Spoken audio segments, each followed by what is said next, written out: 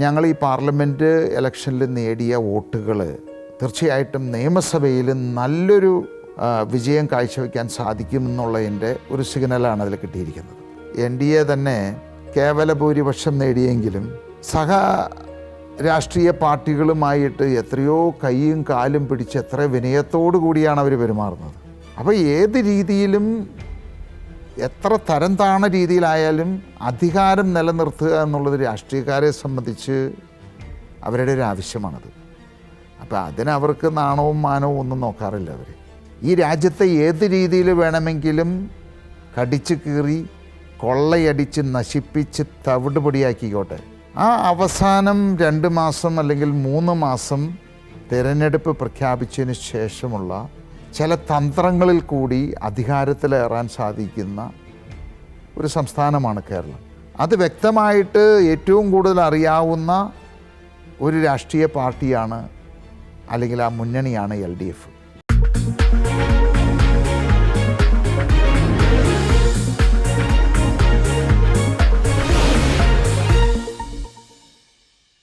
നമസ്കാരം. കിറ്റക്സ് ഗാർമെൻറ്റ്സ് ലിമിറ്റഡിൻ്റെയും കിഴക്കമ്പലത്തെ വിജയത്തിലൂടെ ദേശീയ ശ്രദ്ധ, ലോകശ്രദ്ധ നേടിയ 2020യുടെയും സാരഥി ശ്രീ സാബു M. ജേക്കബാണ് ഇന്ന് ട്രൂ കോളറിൽ നമ്മോടൊപ്പം അതിഥിയായിട്ടുള്ളത്. നമസ്കാരം.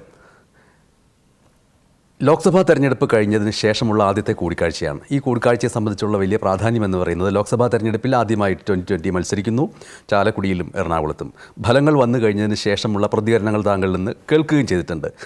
അതിൻ്റെ അടിസ്ഥാനത്തിൽ ഈ തെരഞ്ഞെടുപ്പിൽ ചാലക്കുടിയിൽ എങ്കിലും 2020ക്ക് മറ്റ് രാഷ്ട്രീയ കക്ഷികളെ സംബന്ധിച്ചിട്ട് 2020യെ വളരെയധികം ഗൗരവത്തോടുകൂടി ശ്രദ്ധിക്കേണ്ടതുണ്ട് എന്നുള്ള തോന്നലുണ്ടാക്കാൻ കഴിഞ്ഞിട്ടുണ്ടോ? ഞങ്ങളെ സംബന്ധിച്ചൊരു പ്രാദേശിക പാർട്ടിയാണത്. ഒരു ദേശീയ തലത്തിൽ അവിടെ കോൺഗ്രസ് വരണമോ BJP വരണമോ എന്നുള്ള ആ 2 ഓപ്ഷൻ മാത്രമാണ് കേരളത്തിലെ ജനങ്ങൾ ചിന്തിച്ചത്. നമുക്ക് BJPയോടുള്ള ഒരു ജനവിരുദ്ധ വികാരം, BJPയെ താഴെ ഇറക്കുക എന്നുള്ളൊരു വികാരം കേരളത്തിൽ അങ്ങോളം ഇങ്ങോളം അലയടിച്ചു എന്നുള്ളത് വളരെ വ്യക്തമാണത്. അതേ സമയത്ത് കേരളത്തിൽ ഭരണവിരുദ്ധ വികാരം, CPMനോടുള്ള ഭരണവിരുദ്ധ വികാരവും വളരെ ശക്തമായിരുന്നു. അതിൽ ഒരേ ഒരു ഓപ്ഷൻ കോൺഗ്രസ് മാത്രമായി മാറി. അപ്പോൾ ജനങ്ങൾ അവിടെ 2020 അല്ലെങ്കിൽ മറ്റൊരു രാഷ്ട്രീയ തീരുമാനത്തെക്കാൾ കൂടുതൽ അത് ഒരു കേന്ദ്രത്തിലേക്ക് ഒരു മാറ്റം ആഗ്രഹിച്ചുകൊണ്ടുള്ളൊരു തിരഞ്ഞെടുപ്പായിരുന്നു. അപ്പോൾ ഇങ്ങനെയുള്ള പ്രതികൂലമായ ഒരു സാഹചര്യത്തിലും 3 ദേശീയ പാർട്ടികളോട് ഏറ്റുമുട്ടി 1,06,000 വോട്ട് നേടാൻ സാധിച്ചു എന്ന് പറയുന്നത് വലിയൊരു വിജയം, രാഷ്ട്രീയ വിജയമായിട്ടാണ് രാഷ്ട്രീയ നിരീക്ഷകർ കണക്കാക്കുന്നത്. കാരണം ഇത്രയും ഒരു BJP വിരുദ്ധ ഭരണവിരുദ്ധ വികാരങ്ങൾ നിലനിൽക്കുമ്പോൾ തന്നെ ആദ്യമായിട്ട് ഒരു പ്രാദേശിക പാർട്ടി നിന്ന് മത്സരിക്കുന്നു, ഇത്രയും വോട്ട് നേടുക. അപ്പോൾ ഞങ്ങളെ സംബന്ധിച്ചും ഞങ്ങൾ വിലയിരുത്തുമ്പോൾ ഞങ്ങൾ പ്രതീക്ഷിച്ച വോട്ട് കിട്ടിയില്ല എന്നുള്ളൊരു വാസ്തവമാണത്.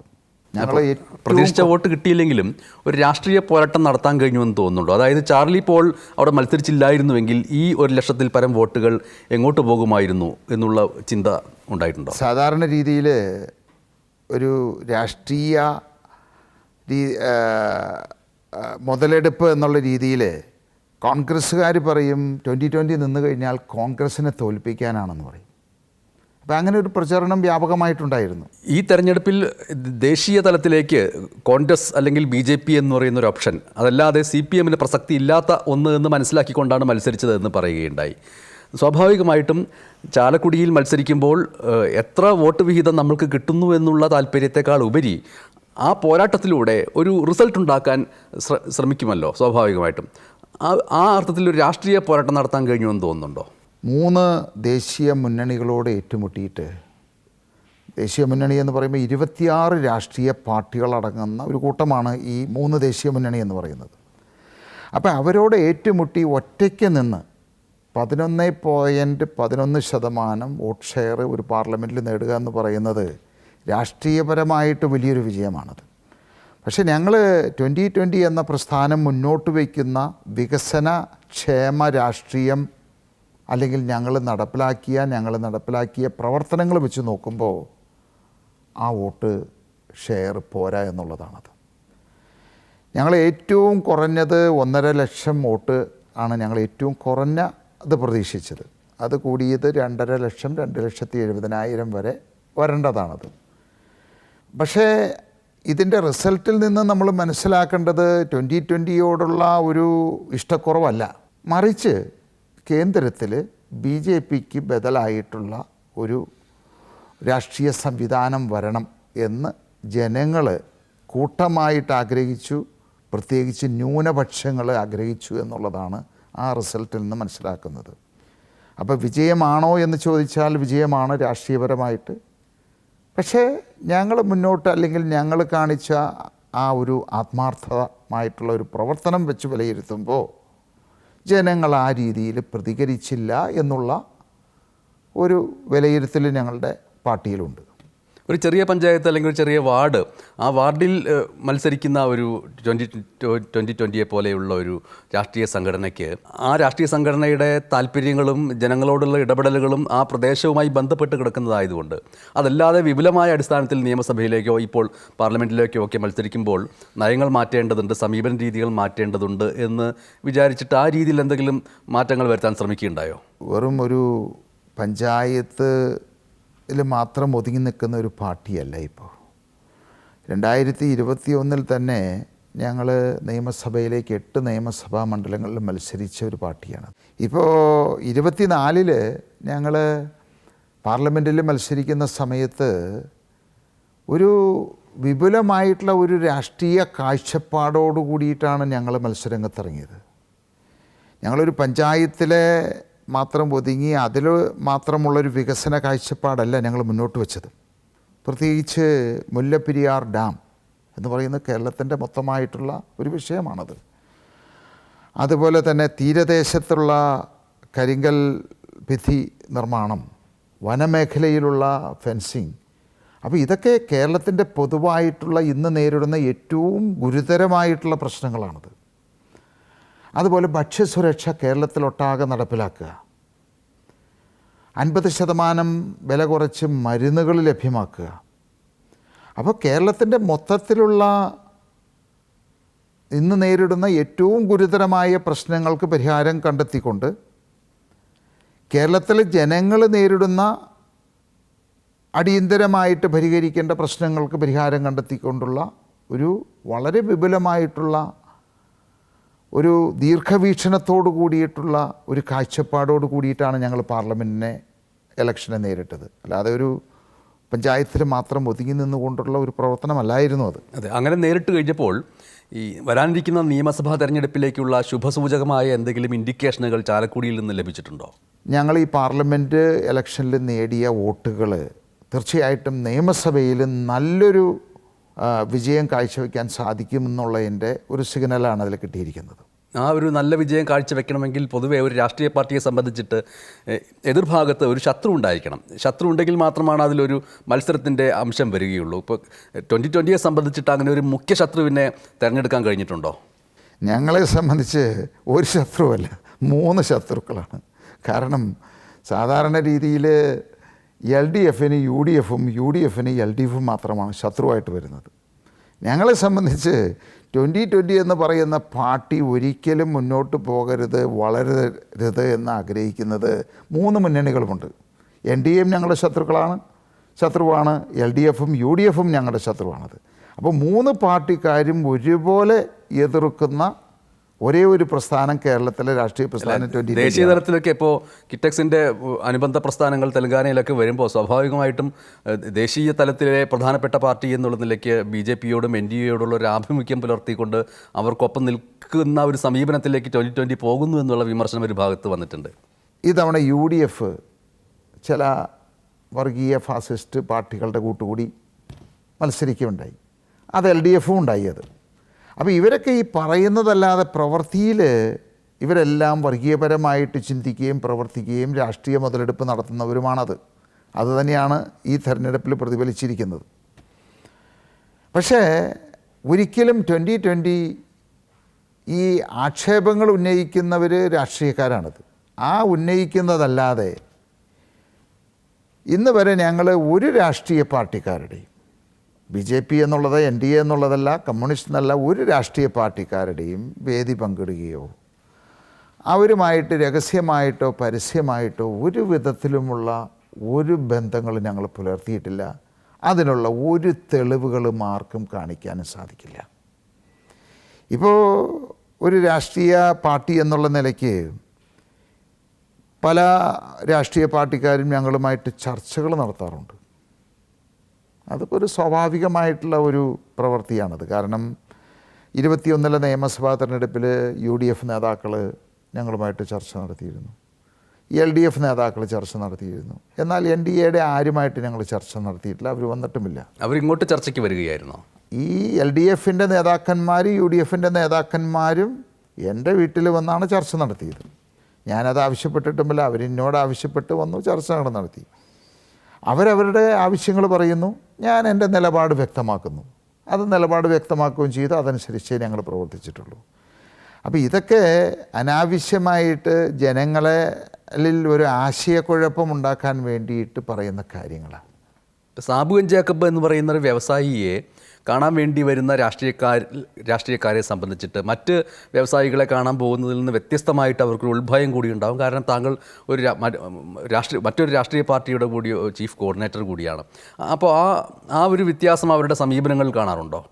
അല്ല, ഇവരാരും എന്നെ ഒരു വ്യവസായി എന്നുള്ള നിലയ്ക്കല്ല ഈ നേതാക്കന്മാർ വന്നിരിക്കുന്നത്. അതിപ്പോൾ ആ രീതിയിൽ നമുക്ക് സംഭാവനയ്ക്കും വേണ്ടിയിട്ട് മറ്റുള്ള രീതിയിലൊക്കെ ബന്ധപ്പെടാറുണ്ട്. പക്ഷേ ഈ 21 നടന്ന ചർച്ചകൾ ഒന്നും തന്നെ അങ്ങനെ ഒരു വ്യവസായി എന്നുള്ള നിലയിലല്ല, ഒരു രാഷ്ട്രീയ പാർട്ടി എന്നുള്ള രീതിയിൽ അതിൻ്റെ അധ്യക്ഷൻ എന്നുള്ള നിലയ്ക്കുള്ള ചർച്ചകളാണ് നടന്നത്. അപ്പോൾ അത് രാഷ്ട്രീയപരമായിട്ടുള്ള കാര്യങ്ങൾ മാത്രമേ ഞങ്ങൾ സംസാരിച്ചിട്ടുള്ളൂ. അപ്പോൾ അതിനെ ആരും ഭയപ്പെടേണ്ട, അല്ലെങ്കിൽ അങ്ങോട്ടും ഇങ്ങോട്ടും ഭയപ്പെടേണ്ട കാര്യങ്ങളൊന്നുമില്ലല്ലോ. ഇതൊക്കെ ഈ രാഷ്ട്രീയം എന്ന് പറയുമ്പോൾ എന്ത് വില കൊടുത്തും എന്തും കോംപ്രമൈസ് ചെയ്തും അധികാരത്തിലെത്തുക എന്നുള്ളതാണ് കാണുന്നത്. ഇപ്പം നമുക്കറിയാം, NDA തന്നെ കേവല ഭൂരിപക്ഷം നേടിയെങ്കിലും രാഷ്ട്രീയ പാർട്ടികളുമായിട്ട് എത്രയോ കൈയും കാലും പിടിച്ച് എത്ര വിനയത്തോടു കൂടിയാണ് അവർ പെരുമാറുന്നത്. അപ്പോൾ ഏത് രീതിയിലും എത്ര തരം താണ രീതിയിലായാലും അധികാരം നിലനിർത്തുക എന്നുള്ളത് രാഷ്ട്രീയക്കാരെ സംബന്ധിച്ച് അവരുടെ ഒരു ആവശ്യമാണത്. അപ്പോൾ അതിനവർക്ക് നാണവും മാനവും ഒന്നും നോക്കാറില്ല അവർ. അത് ഏത് താഴ്ന്ന രീതിയിലേക്ക് അവർ പോകും. അപ്പോൾ അതുകൊണ്ട് തന്നെയാണ് നമ്മൾ ഈ കാണുന്നത്, രാഷ്ട്രീയക്കാർ ഏത് പാർട്ടിക്കാരും ആയിട്ട് ധാരണയുണ്ടാക്കും, അവരുടെ വോട്ടുകൾ സ്വീകരിക്കും. പക്ഷേ 2020 ഒരിക്കലും ഒരു മത മേലധ്യക്ഷന്മാരെ അല്ലെങ്കിൽ ഏതെങ്കിലും രാഷ്ട്രീയ പാർട്ടികളുടെ നേതാക്കന്മാരുമായിട്ട് ഒരു സ്ഥലത്തും കൂടിക്കാഴ്ചകളോ ചർച്ചകളോ നടത്തിയതായിട്ട് ഒരാൾക്കും പറയാൻ സാധിക്കില്ല. അങ്ങനെ ഞങ്ങൾ ചെയ്തിട്ടുമില്ല, ഞങ്ങൾ ചെയ്യുകയുമില്ല. ഈ ലോക്സഭാ തെരഞ്ഞെടുപ്പിൽ LDF നേറ്റ തിരിച്ചടിയെ തുടർന്ന് പാഠങ്ങൾ പഠിക്കുമെന്നും തിരുത്തേണ്ടതുണ്ടെങ്കിൽ തിരുത്തുമെന്നും പറഞ്ഞതിന് തൊട്ട് പിന്നാലെയാണ് നിരണം മുൻ ഭദ്രാസനാധിപൻ ഗീവർഗീസ് മാർ കൂറിലോസിൻ്റെ പ്രസ്താവനയോട് കിറ്റ് രാഷ്ട്രീയം ആവർത്തിക്കും എന്ന് കരുതേണ്ടതില്ല എന്നുള്ളതടക്കമുള്ള പ്രസ്താവനയെ വിവരദോഷം എന്ന വാക്ക് ഉപയോഗിച്ചുകൊണ്ട് മുഖ്യമന്ത്രി അതിനെ എതിർത്തത്. ആ വിവരദോഷം എന്ന വാക്കിനെ എങ്ങനെ കാണുന്നു താങ്കൾ? ഇവിടെ ഭരിക്കുന്നവരെല്ലാം ധാർഷ്ട്യത്തിൻ്റെ കൊടുമുടിയിലാണവർ. ഇവിടെ ഇവർക്കൊക്കെ വ്യക്തമായിട്ടറിയാം, ഈ കേരളത്തിലെ ജനങ്ങളെ എന്ത് പറഞ്ഞാലും എന്ത് പ്രവർത്തിച്ചാലും, ഈ നാടിനെ കൊള്ളയടിച്ചാലും കട്ടുമുടിച്ചാലും നശിപ്പിച്ചാലും വീണ്ടും ജനങ്ങളെ പറ്റിച്ച് വഞ്ചിച്ചുകൊണ്ട് അധികാരത്തിലേറാമെന്നുള്ള ബോധ്യം ഇവർക്കുണ്ട്. അത് കേരളത്തിൻ്റെ ചരിത്രം എടുത്തു നോക്കിയാൽ അത് 100% സത്യമായിട്ടുള്ളൊരു കാര്യമാണത്. ഇവിടെ ആരും നല്ല രീതിയിൽ ഭരിക്കണമെന്നോ നല്ല രീതിയിൽ സംസാരിക്കണമെന്നോ നല്ല രീതിയിൽ പ്രവർത്തിക്കണമെന്നോ ഒരാവശ്യവുമില്ല. ഈ രാജ്യത്തെ ഏത് രീതിയിൽ വേണമെങ്കിലും കടിച്ചു കീറി കൊള്ളയടിച്ച് നശിപ്പിച്ച് തവിടുപൊടിയാക്കിക്കോട്ടെ. ആ അവസാനം 2 മാസം അല്ലെങ്കിൽ 3 മാസം തിരഞ്ഞെടുപ്പ് പ്രഖ്യാപിച്ചതിന് ശേഷമുള്ള ചില തന്ത്രങ്ങളിൽ കൂടി അധികാരത്തിലേറാൻ സാധിക്കുന്ന ഒരു സംസ്ഥാനമാണ് കേരളം. അത് വ്യക്തമായിട്ട് ഏറ്റവും കൂടുതൽ അറിയാവുന്ന ഒരു രാഷ്ട്രീയ പാർട്ടിയാണ്, അല്ലെങ്കിൽ ആ മുന്നണിയാണ് LDF. അപ്പോൾ അതുകൊണ്ട് മുഖ്യമന്ത്രിയിൽ നിന്ന് ഇങ്ങനെയുള്ള കാര്യങ്ങൾ ഉണ്ടായി എന്നതിൽ വലിയ അതിശയമൊന്നുമില്ല. അത് ഇനിയും ഉണ്ടാവും. ആരെയും അദ്ദേഹം എന്തും വിളിക്കും, എന്ത് വിളിച്ചാലും അവർക്ക് വീണ്ടും അധികാരത്തിലേറാനായിട്ടുള്ള വഴികൾ അവർക്കറിയാം. അതുകൊണ്ട് 26-ൽ വീണ്ടും LDF അധികാരത്തിലേറിയാൽ ഒരതിശയവും വിചാരിക്കേണ്ട കാര്യമില്ല. അവിടെ നമ്മളിപ്പോൾ പാർലമെൻറ്റിൽ കോൺഗ്രസ് 19 സീറ്റ്, ഭയങ്കരമായിട്ടുള്ള ഭൂരിപക്ഷം. അന്ന് കോൺഗ്രസിൻ്റെ പ്രവർത്തന മികവ് കൊണ്ടോ അല്ലെങ്കിൽ അവരുടെ കഴിവ് കൊണ്ടോ ഉണ്ടായതല്ല. ജനങ്ങൾ അല്ലെങ്കിൽ കേന്ദ്രത്തിൽ ഒരു മാറ്റം വരണമെന്ന് ന്യൂനപക്ഷങ്ങൾ ഒറ്റക്കെട്ടായിട്ട് നിന്ന് അവരുടെ ഒരു വികാരം പ്രകടിപ്പിക്കാനായിട്ടുള്ള ഒരേ ഒരു വഴിയായിട്ട് കോൺഗ്രസിനെ കണ്ടു, വോട്ട് ചെയ്തു. അതിൻ്റെ അർത്ഥം 26-ൽ ഒരു പക്ഷേ LDF അധികാരത്തിലേറാം. അതിനെങ്ങനെയാണ് സാധ്യതകൾ? സാധ്യതകൾ വളരെ കൂടുതലാണ്. കാരണം ഞാൻ പറഞ്ഞില്ല, ഈ ജനങ്ങളെ വഞ്ചിക്കാനും പറ്റിച്ച് വോട്ട് നേടാനും ഏറ്റവും മിടുക്കരായിട്ടുള്ള ആളുകളാണ് LDF നേതാക്കന്മാർ. ഇപ്പോൾ കഴിഞ്ഞ തവണ നമുക്കറിയാം, എല്ലാവരും പറയുന്ന അല്ലെങ്കിൽ ഒരു വസ്തുതയാണ്, ഒരു കിറ്റ് കാണിച്ച് ഒരു കിറ്റ് കൊടുത്ത് 99 സീറ്റ് നേടിയവരാണ്. അപ്പോൾ അതുപോലെയുള്ള തന്ത്രങ്ങൾ ഈ 4.5 വർഷക്കാലം, ഇപ്പോൾ കഴിഞ്ഞ 3 വർഷക്കാലം ആയിക്കോട്ടെ, ഇനി അങ്ങോട്ടുള്ള വർഷമായിക്കോട്ടെ, അങ്ങനെ 4.5 വർഷക്കാലം എന്തെല്ലാം വൃത്തികേടുകൾ കാണിച്ചോട്ടെ, അവിടെ ഭരണ മികവിനോ അല്ലെങ്കിൽ കഴിവിനോ നാടിൻ്റെ വികസനത്തിനോ ജനങ്ങളുടെ ക്ഷേമത്തിനോ ഒരു പ്രസക്തിയുമില്ല കേരളത്തിൽ. ഈ കിറ്റ് കാണിച്ച് വോട്ട് നേടിയെന്ന് പറയുമ്പോൾ സ്വാഭാവികമായിട്ടും കിറ്റ് രാഷ്ട്രീയം, കിറ്റക്സ് രാഷ്ട്രീയം എന്ന് രണ്ടിനെയും മാറ്റാൻ കഴിയില്ല. കിറ്റക്സ് രാഷ്ട്രീയത്തിലും ആ ഒരു സംഭവം തന്നെയില്ല. കാരണം ആനുകൂല്യങ്ങൾ നൽകുന്നു, പഞ്ചായത്തിലുള്ളവർക്ക് കാർഡ് നൽകുന്നു, ഇങ്ങനെ ആനുകൂല്യങ്ങൾ. മറ്റൊരു ഭാഗത്ത് കിറ്റാണെങ്കിൽ ഇവിടെ കിറ്റക്സിൻ്റെ രാഷ്ട്രീയം എന്ന് പറഞ്ഞാലോ? രണ്ടും വ്യത്യസ്തമാണത്. ഈ 2020-യുടെ രാഷ്ട്രീയം എന്ന് പറയുന്നത് ഞാൻ പറഞ്ഞു ക്ഷേമ രാഷ്ട്രീയമാണ്. ഞങ്ങൾ ഇലക്ഷൻ വരുമ്പോൾ ഒരു കിറ്റ് കാണിച്ച് അല്ലെങ്കിൽ എന്തെങ്കിലും മോഹന വാഗ്ദാനങ്ങൾ കൊടുത്ത് അധികാരത്തിൽ ഏറിയവരുമല്ല, അധികാരത്തിൽ കയറുന്നവരുമല്ല. ഇവിടെ വ്യത്യസ്തമായിട്ടുള്ളൊരു സംഗതി എന്ന് പറയുന്നത് 365 ദിവസവും ഒരു നാടിനെ സുരക്ഷിതമായിട്ട് പട്ടിണിയില്ലാതെ എല്ലാ ക്ഷേമ പ്രവർത്തനങ്ങളും നടത്തിക്കൊണ്ട് അവരുടെ കൂടെ നിന്ന് പ്രവർത്തിക്കുന്ന ഒരു പാർട്ടിയാണത്. അതാണ് ഒരു രാഷ്ട്രീയ പാർട്ടി ചെയ്യേണ്ടത്. അത് കിറ്റ് രാഷ്ട്രീയമല്ല, അത് ക്ഷേമ രാഷ്ട്രീയമാണ്.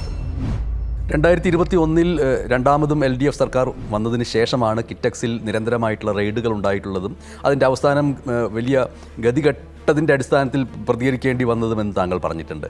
അതിൻ്റെ തുടർച്ചയായിട്ടാണ് തെലങ്കാനയിലേക്ക് കിറ്റക്സിൻ്റെ അനുബന്ധ പ്രവർത്തനങ്ങൾ മാറുകയും ചെയ്തിട്ടുള്ളത്. അതിൻ്റെ ഒരു അപ്ഡേഷൻ എന്താണ് ഇപ്പോൾ? ആ പ്രവർത്തനങ്ങൾ എങ്ങനെ നടക്കുന്നു? എന്നോട് അല്ലെങ്കിൽ ചെയ്ത ഏറ്റവും ഒരു വലിയ നല്ല കാര്യമാണത് ഈ റെയ്ഡ്.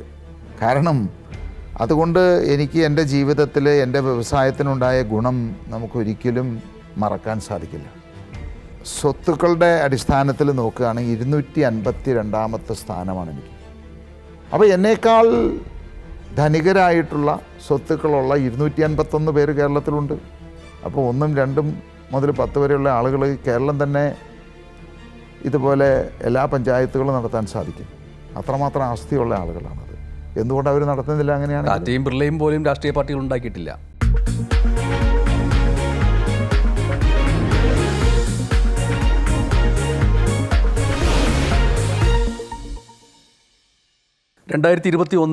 രണ്ടാമതും LDF സർക്കാർ വന്നതിന് ശേഷമാണ് കിറ്റക്സിൽ നിരന്തരമായിട്ടുള്ള റെയ്ഡുകൾ ഉണ്ടായിട്ടുള്ളതും അതിൻ്റെ അവസാനം വലിയ ഗതികെട്ടതിൻ്റെ അടിസ്ഥാനത്തിൽ പ്രതികരിക്കേണ്ടി വന്നതുമെന്ന് താങ്കൾ പറഞ്ഞിട്ടുണ്ട്.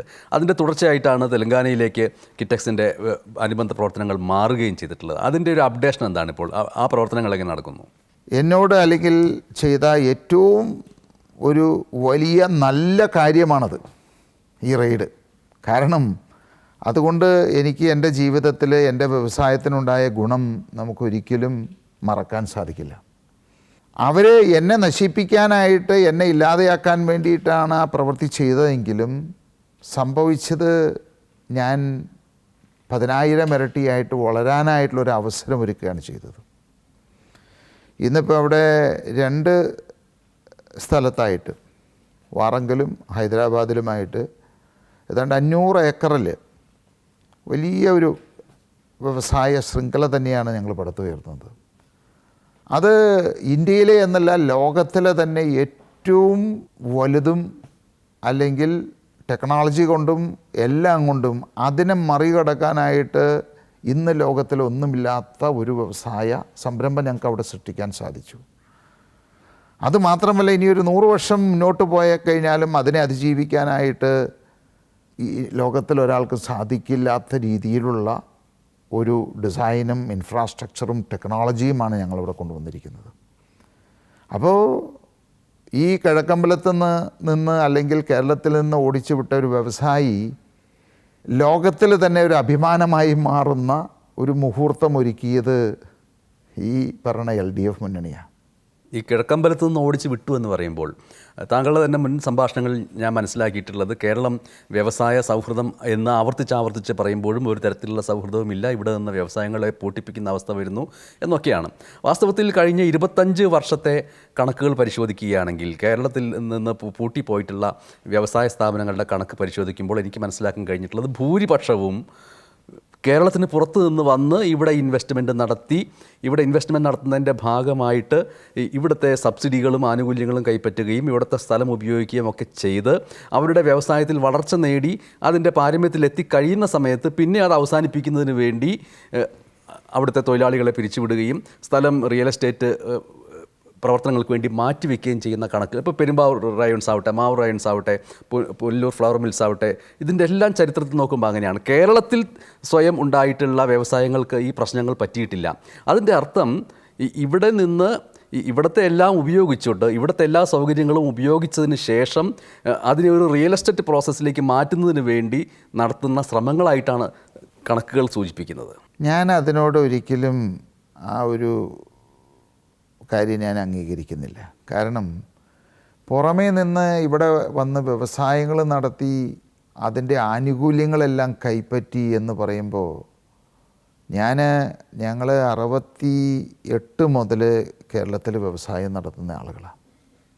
ഇതുവരെ സർക്കാരിൽ നിന്ന് നമുക്ക് ഒരു ആനുകൂല്യം കിട്ടിയതായിട്ട്, അങ്ങനെ ഒരു ആനുകൂല്യം ഉള്ളതായിട്ട് എനിക്കറിവില്ല. ഇന്ന് ഇന്ത്യയിൽ എന്നല്ല ലോകത്തിൽ എല്ലാ സ്ഥലത്തും ഒട്ടനവധി ആനുകൂല്യങ്ങൾ വ്യവസായികൾക്ക് കൊടുക്കുന്നുണ്ട്. ഈ ആനുകൂല്യം കൊടുക്കുക എന്ന് പറയുന്നത് സ്ഥലം കൊടുക്കണം, അല്ലെങ്കിൽ സ്ഥലം വില കുറച്ച് കൊടുക്കണം, അല്ലെങ്കിൽ ഏതെങ്കിലും സബ്സിഡികൾ കൊടുക്കണം, ഇലക്ട്രിസിറ്റി കൊടുക്കണം. അങ്ങനെയുള്ളൊരു സംവിധാനം കേരളത്തിലില്ല, ഉണ്ടായിട്ടില്ല. പിന്നെ എങ്ങനെയാണ് പുറമേ നിന്ന് ആളുകൾ വന്ന് ഇവിടെ വ്യവസായങ്ങൾ നടത്തി? അവരെല്ലാം വന്നു എന്നുള്ളത് വാസ്തവമാണത്. ഇപ്പം മാവൂർ റയോൺസ് ആയിക്കോട്ടെ, ഗോളിയർ റയോൺസ് ആയിക്കോട്ടെ, അപ്പോളോ ടയേഴ്സ് ആയിക്കോട്ടെ, ഇവരൊക്കെയാണ് ഈ പുറമേ നിന്ന് വന്നിരിക്കുന്ന തോഷിബ. ഇവരൊക്കെ ഇവിടെ വന്ന് അവർ തന്നെ പണം മുടക്കി, മുടക്കി സ്ഥലം അവർ കാശ് കൊടുത്ത് മേടിച്ചതാണ്. മാർക്കറ്റ് വിലയിൽ സ്വകാര്യ സ്വകാര്യ ഭൂമിയാണ് അവർ ഏറ്റെടുത്തിരിക്കുന്നത്. അല്ലാതെ സർക്കാർ ഭൂമി കൊടുത്തോ സർക്കാരിൻ്റെ കൺസ്ട്രക്ഷനിലോ വളർന്നു വന്നവരല്ല. അവരെല്ലാം ഇവിടെ വളർന്നു. പക്ഷേ പിൻകാലത്ത് വലിയ ട്രേഡ് യൂണിയൻസും അവിടെ രാഷ്ട്രീയ തർക്കങ്ങളും സമരങ്ങളുമൊക്കെ വന്നാണ് തോഷിബ ആനന്ദും ഈ മാവൂർ റയോൺസും ഒക്കെ പൂട്ടിപ്പോയത്. അല്ലാതെ അവർ സ്വയമായിട്ട് പോയതല്ല. അങ്ങനെ നമ്മൾ ഉദ്ദേശിക്കുകയാണെങ്കിൽ ഈ പറയുന്ന ആളുകളെല്ലാം മറ്റ് സംസ്ഥാനങ്ങളിൽ മുതൽ മുടക്കിയിട്ടുണ്ട്. എന്തുകൊണ്ട് അവിടെ പൂട്ടിപ്പോകുന്നില്ല? ഇനി അതവിടെ നിൽക്കട്ടെ. ഇത് കൂടാതെ കേരളത്തിൽ തന്നെ വളർന്നു വന്ന ഞങ്ങളുടെ അവസ്ഥ തന്നെ അതിനൊരു ഉദാഹരണമാണത്. ഞങ്ങൾ 68 മുതൽ വ്യവസായം നടത്തുന്ന ആളുകളാണത്. ഇവിടെ നിന്ന് ഓടിപ്പോകേണ്ടതായിട്ട് വന്നു. വീഗാർഡ് ഇവിടെ തന്നെ വളർന്നു വന്നതാണ്. സിന്തൈറ്റ്. അപ്പോൾ ഇവിടെ വന്നിരിക്കുന്ന എല്ലാ വ്യവസായങ്ങളും ഇന്ന് അവരുടെ നല്ലൊരു ഭാഗം 80% പേരിന് വേണ്ടിയിട്ട് ഇവിടെ ചിലതൊക്കെ നിലനിർത്തുന്നു എന്നതിനേക്കാൾ ഉപരി മലബാർ ഗോൾഡ്, ഇവരെല്ലാവരും തന്നെ മറ്റ് സംസ്ഥാനങ്ങളിലേക്ക് കുടിയേറി പാർത്തിരിക്കുന്നു. അതൊരു യാഥാർത്ഥ്യമാണത്. ഞാനാണ് ഏറ്റവും അവസാനം പോയത്. അത് ജനങ്ങൾ അറിഞ്ഞു. കാരണം അതൊരു ഗവൺമെൻറ്റുമായിട്ടുള്ള ഒരു അങ്ങോട്ടും ഇങ്ങോട്ടുമുള്ള ഒരു വഴക്കിൽ അല്ലെങ്കിൽ ശത്രുതയിൽ പോയി എന്നുള്ളത് മാധ്യമങ്ങളൊക്കെ അതിനെ കൊണ്ടുവന്നു എന്നുള്ളത് വാസ്തവമാണ്. പക്ഷേ അതിന് വർഷങ്ങൾക്ക് മുമ്പേ ഈ പറയുന്ന ഇവിടുത്തെ പ്രധാനപ്പെട്ട വ്യവസായങ്ങൾ സിന്തൈറ്റ് ആയിക്കോട്ടെ, വീഗാർഡ് ആയിക്കോട്ടെ, മലബാർ ഗോൾഡ് ആയിക്കോട്ടെ, ഇവരൊക്കെ മറ്റ് സംസ്ഥാനങ്ങളിൽ അവരുടെ വ്യവസായങ്ങളും മാറ്റി ഇട്ടിരിക്കുന്നു. അതൊരു വാസ്തവം തന്നെയാണ് അതിനകത്ത്. അതൊരു വാസ്തവം എന്ന് പറയുമ്പോൾ തന്നെയും അതിനകത്ത് നടക്കുന്ന ഇപ്പോൾ റിയൽ എസ്റ്റേറ്റിലേക്ക് അവസാനം എത്തിച്ച് തൊഴിലാളികളെ പിരിച്ചുവിടുന്ന ഒരു അവസ്ഥ. ഇപ്പോൾ ബിനാനി സിംഗിൻ്റെ കാര്യം എടുക്കുക. അവർക്ക് 100 ഏക്കർ സ്ഥലം കൊടുത്തു, 90 വർഷത്തെ പാട്ടത്തിന് കൊടുത്തു. അത് മറ്റൊരു കമ്പനിക്ക് കൈമാറുന്ന രീതിയിലാക്കുകയും സ്ഥലം മുറിച്ച് കൊടുക്കുകയും ചെയ്യുന്നവർ. ഇതും ഒരു റിയാലിറ്റി ആയിട്ട് കാണേണ്ടതല്ലേ എന്നുള്ളതാണ്. അല്ല, അതൊരു വ്യവസായി എന്ന് പറയുമ്പോൾ അവരെ സംബന്ധിച്ച് ഇപ്പോൾ ഞാൻ തെലങ്കാനയിൽ പോയിട്ട് എനിക്ക് 500 ഏക്കർ സ്ഥലം, അത് സർക്കാരാണ് എനിക്ക് തന്നത്, കൺസെഷൻ റേറ്റിലുമാണ് തന്നിരിക്കുന്നത്. നാളെ എനിക്ക് അവിടെ അത് നടത്താൻ പറ്റാത്തൊരു സാഹചര്യം വന്നാൽ ആ സ്ഥലം ഞാൻ അവിടെ ഇട്ടുകൊണ്ടിരുന്നിട്ട് കാര്യമില്ലല്ലോ. അതൊരു വ്യവസായി എന്നുള്ള രീതിയിൽ അവരതിനെ കാണുന്നു, അത് വിൽക്കുക, അതിൽ പരമാവധി കാശുണ്ടാക്കുക, അതിലെന്താ തെറ്റുള്ളത്? നമ്മളായാലും അങ്ങനെയല്ലേ ചെയ്യുള്ളൂ. അപ്പോൾ അതിൽ എന്തുകൊണ്ട് അവർ ഇവിടുന്ന് പോകേണ്ടതായിട്ട് വന്നു, ആ സാഹചര്യം എങ്ങനെ ഉണ്ടായി എന്നുള്ളതാണ്. അത് വരുത്താൻ പാടില്ല. അതാണ് ഗവൺമെൻറ്റുകൾ ശ്രമിക്കേണ്ടത്.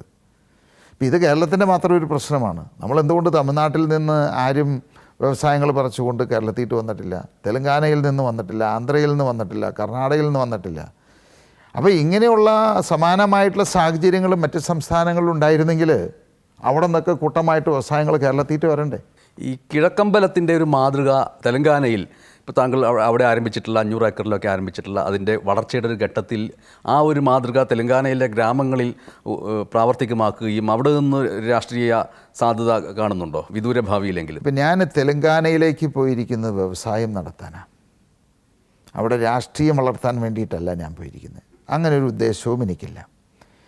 ഇപ്പോൾ കേരളത്തിലായാലും ഞാനൊരു വ്യവസായിയാണ്, രാഷ്ട്രീയത്തിലേക്ക് ഇറങ്ങണമെന്ന് ഒരിക്കലും ആഗ്രഹിച്ചിരുന്ന ഒരാളല്ല.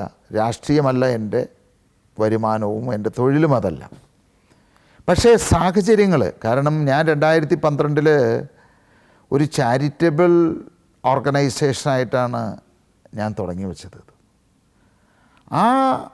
അപ്പോൾ ആ ചാരിറ്റബിൾ ഓർഗനൈസേഷൻ എന്ന് പറയുന്ന ഞാൻ വളർന്നു വന്ന അല്ലെങ്കിൽ എൻ്റെ പിതാവിൻ്റെ സ്വപ്നം, ഈ വ്യവസായങ്ങൾ വളരുന്നതിനോടൊപ്പം ഈ നാടും വളരണം എന്നുള്ള ആ ഒരു സ്വപ്നം പൂർത്തിയാക്കാൻ വേണ്ടിയിട്ട് ആണ് ഞാൻ ഈ ചാരിറ്റബിൾ ഓർഗനൈസേഷൻ ഉണ്ടാക്കിയത്.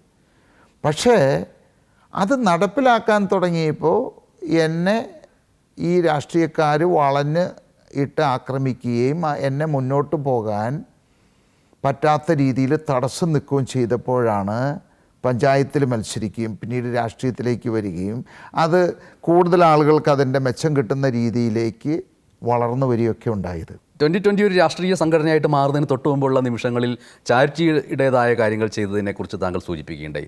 ആ സമയത്ത് ഉയർന്നു വന്ന വലിയൊരു ആരോപണം എന്ന് പറയുന്നത് ഏതൊരു പബ്ലിക് ലിമിറ്റഡ് കമ്പനിക്കും ഉള്ള CSR ഫണ്ട് ഉപയോഗിക്കുന്നു, ആ ഫണ്ടിനെ ഉപയോഗിക്കുന്നു, അത് സാമൂഹിക ലക്ഷ്യങ്ങൾക്ക് വേണ്ടി സാമൂഹിക സേവനങ്ങൾക്ക് വേണ്ടി ചെയ്യേണ്ട ഒന്നിനെ രാഷ്ട്രീയമായ കാര്യങ്ങളിലേക്ക് വേണ്ടി ആ ഫണ്ടിങ് ഉപയോഗിച്ചു, അപ്പോൾ രാഷ്ട്രീയ നിറം കലർത്തി എന്ന് വന്നിട്ടുള്ള ആരോപണങ്ങൾ ഉണ്ടായിട്ടുണ്ട്. അതിനെ എങ്ങനെയാണ് താങ്കൾ നേരിട്ടത്?